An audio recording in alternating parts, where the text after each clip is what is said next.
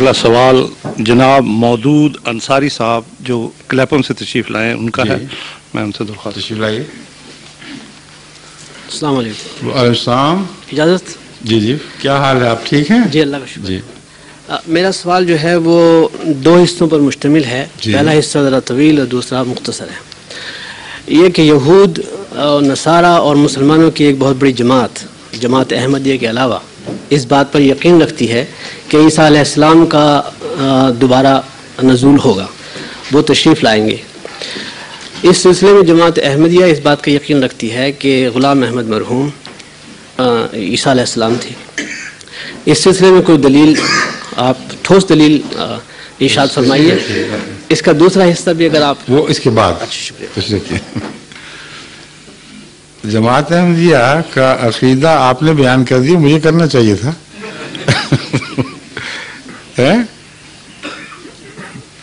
کہتے ہیں پنجابی میں مثل ہے کہ کرو میں آواں تے سنے میں تو دو میں. آج وہی بات کی آپ نے. جماعت احمدیہ کا یہ عقیدہ نہیں ہے جن الفاظ میں آپ نے بیان فرمایا ہے. جماعت احمدیہ کا یہ عقیدہ ہے کہ حضرت عیسیٰ ابن مریم رسول اللہ فوت ہو چکے ہیں، اس لیے حضرت مرزا غلام احمد صاحب وہ ہو ہی نہیں سکتے. وہ عیسیٰ مسیح جو حضرت موسیٰ کی امت میں پیدا ہوئے تھے. لیکن جو شخص فوت ہو چکا ہو، اگر اس کا نام لے کر کسی اور پر اطلاق کیا جائے تو ساری دنیا کی زبانوں میں اس کا مطلب یہ لیا جاتا ہے کہ اس کی خوبیوں پر، اس کے اخلاق پر اس سے ملتا جلتا کوئی انسان ہے، نہ کہ خود وہ. جیسے آپ کسی اچھے ڈرامہ لکھنے والے کو شیکسپیئر کہہ دیں، کسی شاعر کو غالب کہہ دیں، اور اسی طرح رستم نام بھی مشہور ہے. آپ نے پنجاب میں سنا ہوگا، ہندوستان میں، کہ گاما پہلوان، اس گاما کو رستم کہتے تھے. رستم زمان، ساری دنیا کا رستم. کوئی پوچھے کہ اس کا نام تو گاما ہے، رستم کہاں سے ہو گیا؟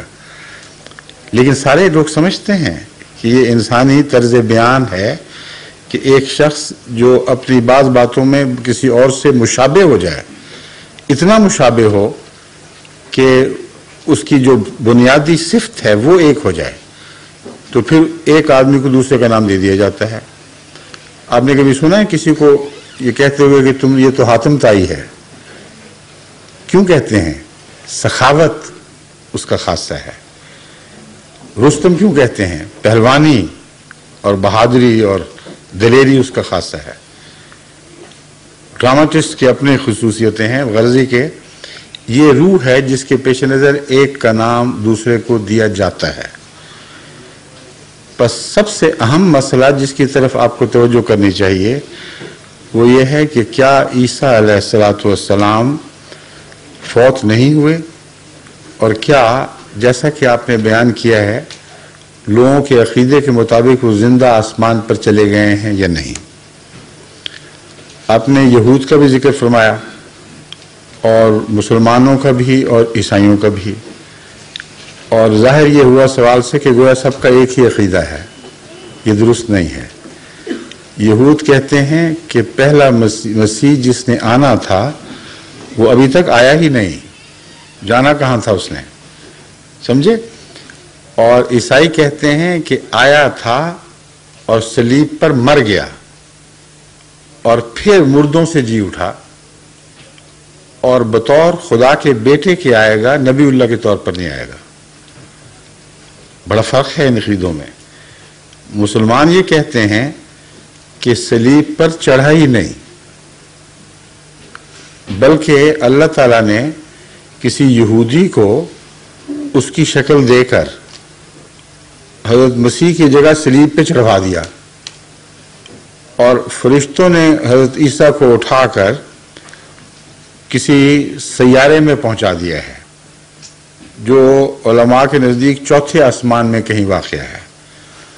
اور 2000 سال ہونے کو آئے، ابھی تک مسیح اس قید تنہائی میں بیٹھے انتظار کر رہے ہیں کہ کب میری ضرورت ہوگی تو مجھے واپس لایا جائے گا. یہ ہے مسلمانوں کا عقیدہ، یعنی غیر احمدی مسلمانوں کا.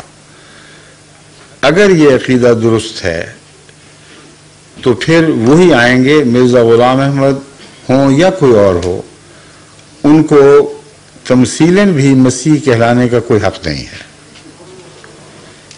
اگر وہ فوت ہو چکے ہیں جیسا کہ ہمارا عقیدہ ہے، ہم قرآن اور سنت اور دوسرے دلائل سے ثابت کرتے ہیں، تو پھر وہ عیسیٰ جو مر کے زمین میں دفن ہو چکے ہوں وہ آسمان سے نہیں اتر سکتے۔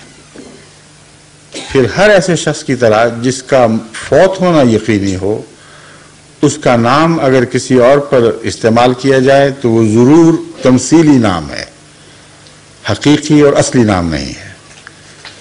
یہ ہے اصل فرق جو پہلے آپ کو سمجھنا چاہیے۔ اس ضمن میں آپ کی توجہ حضرت مسیح علیہ السلام کے ایک فیصلے کی طرف کرواتا ہوں، جس کے متعلق ہم جھگڑ رہے ہیں۔ وہ سب سے بڑا مجاز ہے کہ فیصلہ کرے۔ حضرت مسیح سے پہلے بھی یہ خیال تھا کہ ایک شخص ایلیا نامی جو نبی تھے وہ زندہ آسمان پر اٹھائے گئے، اور یہ بات اولڈ ٹیسٹمنٹ میں لکھی ہوئی ہے اور بڑی وضاحت کے ساتھ پوری تاریخ ہے اس کی، غالباً یسائیہ میں ہے، لیکن بہرحال اولڈ ٹیسٹمنٹ میں نہ صرف یہ کہ مسلم بلکہ حضرت عیسیٰ علیہ السلام نے اس کو تسلیم کیا۔ جب ان سے پوچھا گیا کہ کیا تم اس بات کا انکار کرتے ہو جو صحیفوں میں لکھا ہے، انہوں نے کہا نہیں، بالکل انکار نہیں کرتا۔ یہ بھی لکھا ہوا تھا کہ وہ دوبارہ آسمان سے اسی رتھ پر بیٹھے ہوئے جو آتشی یعنی آگ برساتی ہوئی ایک رتھ ہے نیچے اتریں گے، اور جب وہ اتریں گے تو وہ اعلان کریں گے کہ مسیح آنے والا ہے، اس کو قبول کر لینا۔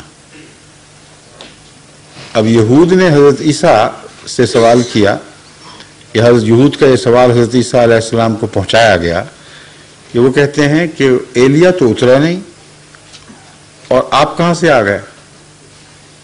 تو حضرت مسیح نے اس پیشگوئی کا انکار نہیں فرمایا، فرمایا ٹھیک ہے، لیکن حضرت یحییٰ جو یوحنا بپتسمہ دینے والے کہلاتے ہیں، یہ وہی ایلیا ہیں جنہوں نے آسمان سے آنا تھا، چاہو تو قبول کرو، چاہو تو نہ قبول کرو۔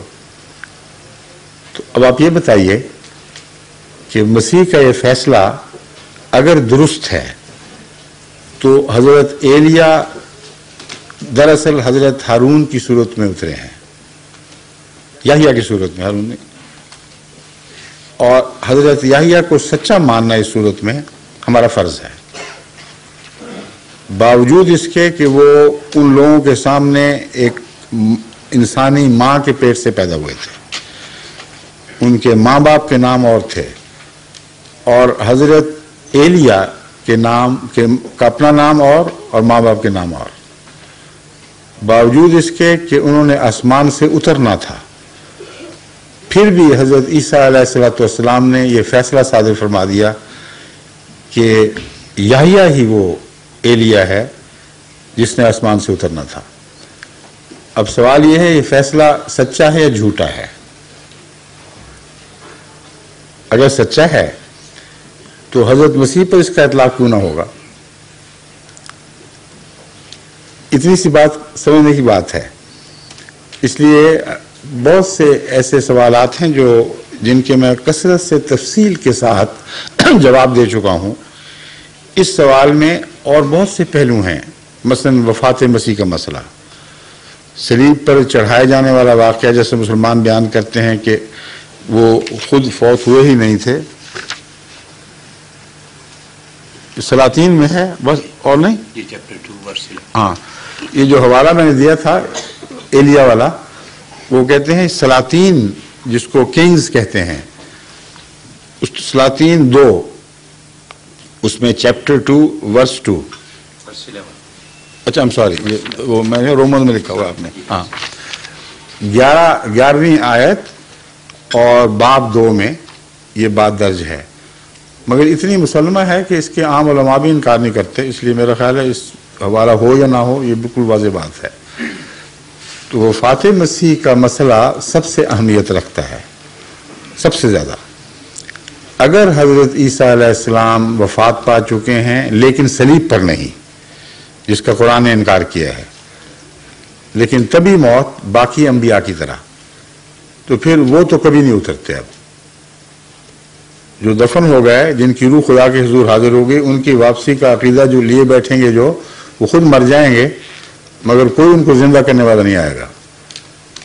اور اگر وہ فوت ہو چکے ہیں جیسا کہ ہم نے کہا ہے، تو آن حضرت صلی اللہ علیہ وآلہ وسلم کی پیشگوئیاں پھر لازماً کسی امتی کے حق میں پوری ہونی چاہیے، جو حضرت محمد صلی اللہ کی امت میں اسی طرح پیدا ہوگا جیسے عیسیٰ علیہ السلام موسیٰ کی امت میں پیدا ہوئے تھے، جس طرح حضرت یحییٰ حضرت موسیٰ کی امت میں پیدا ہوئے تھے۔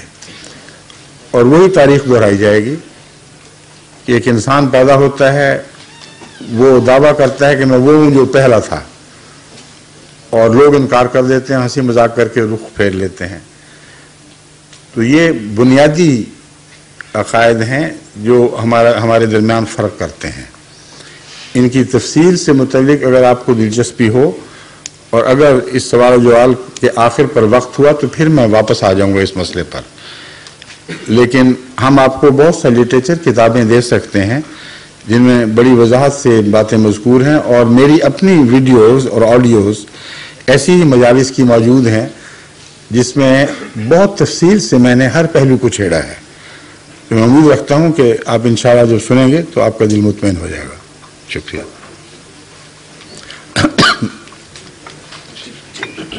دوسرا سوال ان کا تھا ذیلی ہو گیا، اس کا جواب مجھے مل گیا۔ شکریہ، جزاک اللہ۔